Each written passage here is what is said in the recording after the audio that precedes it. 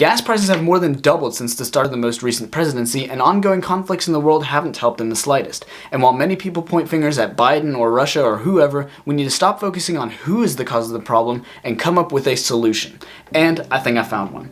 Hello people of the internet, I'm Nico, and today I'll be telling you everything about who or what sets the oil price and how we can get it to drop significantly without any government intervention. Before I explain how we drop the gas prices, I want to clear up a common misconception about how the price is set. It actually has little to do with the government, particularly the president. Now, that's not to say the president has no influence on it. Adjusting the taxes on crude oil would cause a change in price, but it is not the largest factor by any means. And since the federal tax hasn't been changed since 1993, there isn't a good argument for saying that any political leader is at fault. In fact, taxes account for only 12% of the price of gasoline, and that's not even splitting it up between the federal and state taxes. But screw the government, let's delve into what actually plays a large role in the price, the crude oil price, which accounts for about 60% of the price you pay at the pump. Explaining everything on how the crude oil price is determined could be a video on its own, so I'll try to keep it simple.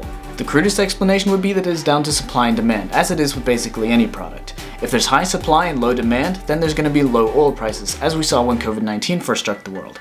And if there's high demand and low supply, as there is now, then we have high oil prices. But that's not really the whole story. The odd thing about the crude oil price is that it is mostly set by future projections of the crude oil price, meaning that buyers and sellers sign contracts that state that at a certain day in the future, the buyer has to buy X amount of oil at a set price. And depending on the market conditions at that time, that will determine whether or not the seller makes a profit or if the buyer gets a steal and then makes a profit later.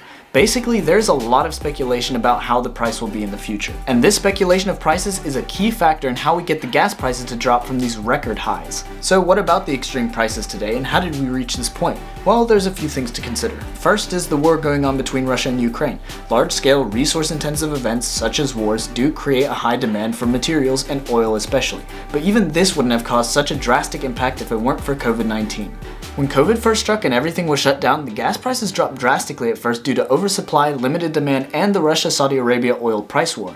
But prices were quick to recover as the demand increased and as the oil industry has been slow to speed up operations again following their production cuts when COVID hit. There is a reason why the oil industry has been purposefully slow to increase production, and I suggest you subscribe and stick around for my next video to find out why. Now add in the war on top of the already limited supply and we find ourselves in the present where the oil and gas prices are through the roof and there's absolutely nothing we can do. Well, except that we can. Remember how I was saying that the largest factor of gasoline's price is the crude oil price, which is determined by supply, demand, and speculation? Well, in order for the gas prices to drop, we would either need an increase in supply, which hasn't been happening and likely won't, or we need to decrease our demand, and that is the idea. Now, the speculators in the oil industry would notice this decrease in demand and can only assume that this will be the trend for the foreseeable future. So the crude oil producers would have to lower the price so that the oil refineries are still willing to buy the oil, and as a result, the gas price will drop appropriately. Simple things like driving more efficiently will lower fuel consumption, which I made a whole video about, and I suggest watching that video to see what I did to get an extra 10 mpg over the EPA rating. Anyway, that, along with little things like not leaving your car idling in parking lots and even carpooling, will help bring our fuel consumption and overall demand down. But let's put that into a goal we can strive for. Let's aim for a 5% reduction in oil consumption and figure that driving 5% slower yields a 5% increase in fuel efficiency.